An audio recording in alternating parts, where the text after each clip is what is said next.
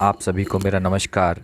मैं राहुल शुक्ला किशोर online classes के माध्यम से आज एक टॉपिक लेके आया हूँ जो कि आने वाले एग्ज़ाम में, चाहे वो सुपर टेट एग्ज़ाम हो, चाहे टेट हो, चाहे सी टेट हो, आर ओ आर ओ हो, चाहे यूपीएसआई हो, मैं मानता हूँ कि 100% इन एग्ज़ामों में आपको यहाँ से क्वेश्चन देखने को हर हाल में मिल सकता है। तो सबसे पहले कन्फ्यूज़न होती है, बहुत लोग कन्फ्यूज़ होंगे ये ग्रैंड स्लैम होता क्या है। ग्रैंड स्लैम को ही लेके कन्फ्यूज़न है कि ये होता क्या है। तो ग्रैंड स्लैम क्या होता है, एक ही टेनिस टूर्नामेंट है। क्या है? एक टेनिस टूर्नामेंट है। इस टूर्नामेंट के अंतर्गत क्या किया जाता है, 4 प्रतियोगिताओं का आयोजन किया जाता है। एक साल के अंतर्गत कितनी? एक साल के अंतर्गत 4 प्रतियोगिताओं का आयोजन किया जाता है और ये बहुत ज़्यादा इम्पॉर्टेंट है। तो इससे रिगार्डिंग हम बात करते हैं। तो सबसे पहले हम बात करते हैं, ये जो 4 ग्रैंड स्लैम होते हैं इसे एक नाम दिया जाता है, इसे कहा जाता है, इसे मेजर भी कहा जाता है। क्या कहा जाता है? इसे मेजर भी कहा जाता है। इसके अलावा टेनिस युग की शुरुआत की हम बात करें तो टेनिस ओपन युग की शुरुआत 1968 में हुई थी। इसकी सब कब हुई थी? 1968 में इसकी स्टार्टिंग हुई थी। उसके अलावा ग्लैंड साइड में सबसे पहले विलम्बटन खेला गया था 1870 में। उसके बाद यूएस ओपन स्टार्ट हुआ था 1881 में। उसके बाद फ्रेंच ओपन स्टार्ट हुआ था 1891 में और फिर ऑस्ट्रेलियन ओपन स्टार्ट हुआ था 1905 में। ठीक है, इस तरीके से इन प्रतियोगिताओं का आयोजन किया जाता है। तो हम बात करेंगे वर्ष 2021 की। तो वर्ष 2021 के अंतर्गत सबसे पहले क्या खेला गया? Australian open. तो हम ऑस्ट्रेलियन ओपन की बात करें तो ये 10 जनवरी 2022 से 2021 से लेकर, यहाँ मिस्टेक हो गया है थोड़ा सा, ये 21 होगा, 10 जनवरी से लेकर फरवरी तक खेला गया। मतलब इसमें थोड़ा सा ये ध्यान देने वाली बात है कि ये अब की जो खेला गया है होना कब चाहिए? ये जनवरी में होना चाहिए। जनवरी में स्टार्ट होना चाहिए, लास्ट जनवरी में स्टार्ट होता है और फरवरी तक चलता है।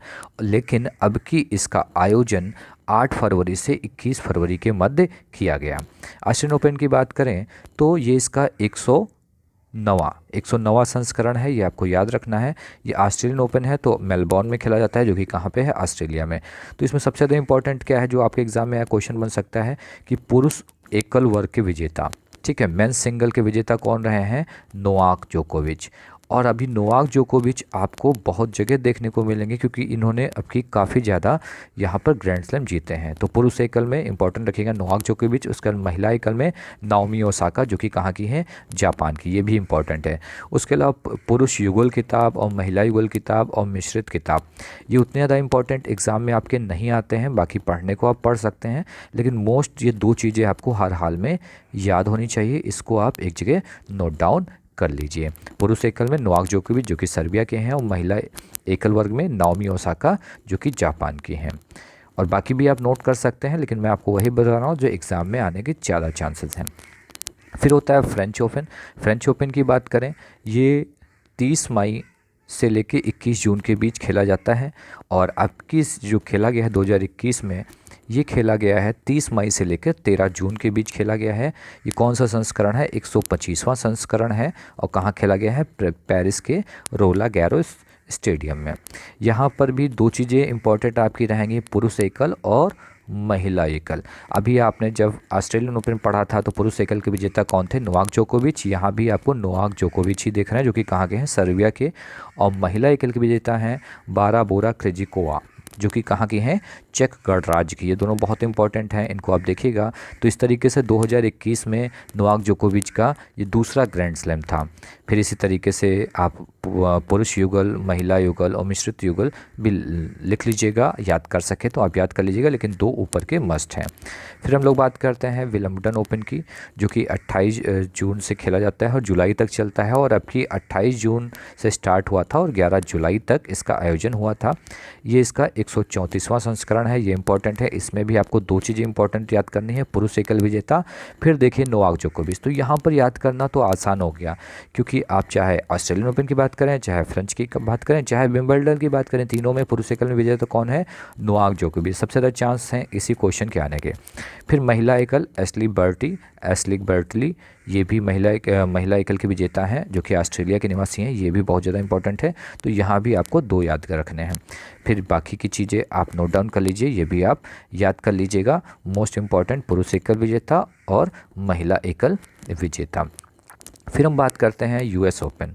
यूएस ओपन की बात करें तो यूएस ओपन जो खेला जाता है ये अगस्त से लेकर सितंबर के बीच खेला जाता है, और अब की जो ये खेला गया है ये खेला गया है 30 अगस्त से स्टार्ट हुआ था, 30 अगस्त से स्टार्ट हुआ और अभी इसी मंथ 12 सितंबर तक ये चला था। ठीक, 12 सितंबर तक चला था।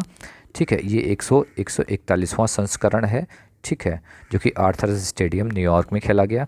इसमें पुरुष एकल विजेता ये भी इम्पोर्टेंट बन सकता है, क्योंकि सभी पिछली 3 जो मैंने अभी ग्रैंड स्लैम बात की सभी में कौन विजेता था, नोवाक जोकोविच। लेकिन यहाँ पर जब यूएस ओपन की बात करते हैं तो डेनियल मेदवेदेव जो कि कहाँ के हैं, रूस के हैं, इन्होंने जीता है, तो ये भी इम्पोर्टेंट बन जाता है। और महिला एकल में कौन है, एम्मा राडुकानो जो कि कहाँ की हैं, ब्रिटेन की। ये 2 आपके लिए यहाँ पर इंपॉर्टेंट बन जाते हैं, इनको याद कीजिएगा। बाकी ये भी आप नोट डाउन कीजिएगा, याद हो सके तो इन्हें याद कीजिएगा। तो इस तरीके से हमने भी चारों ग्रैंड स्लैम की बात की। तो इस तरीके से एक यहाँ पर कंबाइंड क्वेश्चन बन सकता है कि सर्वाधिक ग्रैंड स्लैम जीतने वाला पुरुष खिलाड़ी कौन सा है। तो अगर आप यहाँ पर याद करना है तो अभी आप देखेंगे इन चारों में से 3 में तो नोवाक जोकोविच ने जीता, और इससे पहले की सिचुएशन की बात करें तो नोवाक जोकोविच लगभग तीसरे स्थान पे थे। लेकिन अब इन्होंने क्या किया, 3 यहाँ पर ग्रैंड स्लैम जीत लिए। तो इस तरीके से पहले स्थान पे कौन थे, रोजर फेडरर जिनका कितने ग्रैंड स्लैम जीता थे, 20। दूसरे स्थान पे थे राफेल नडाल, उनके भी कितने थे, 20। और अब यहाँ नोवाक जोकोविच ने इन 3 ग्रैंड स्लैम जीतने के बाद ये भी कहाँ भी पहुँच गए, 20। तो ये भी इम्पॉर्टेंट बनता है कि सम्मिलित रूप से इन तीनों क्या है, प्रथम स्थान पे हो गए, तीनों के 20-20 ग्रैंड स्लैम हो गए हैं। ठीक है, तो ये भी आपको याद रखना है। उसके अलावा अगर मैं आपको बता दूं कि अगर हम बात करें महिला की बात करें कि सर्वाधिक ग्रैंड स्लैम जीतने वाली महिला खिलाड़ी कौन सा है, तो मार्गरेट कोर्ट हैं जो कि ऑस्ट्रेलिया के हैं, उन्होंने 24 ग्रैंड स्लैम जीते हैं। और उसके अलावा दूसरे स्थान पे हैं सेरेना विलियम्स जो कि यूएसए की हैं, उन्होंने 23 ग्रैंड स्लैम जीते हैं।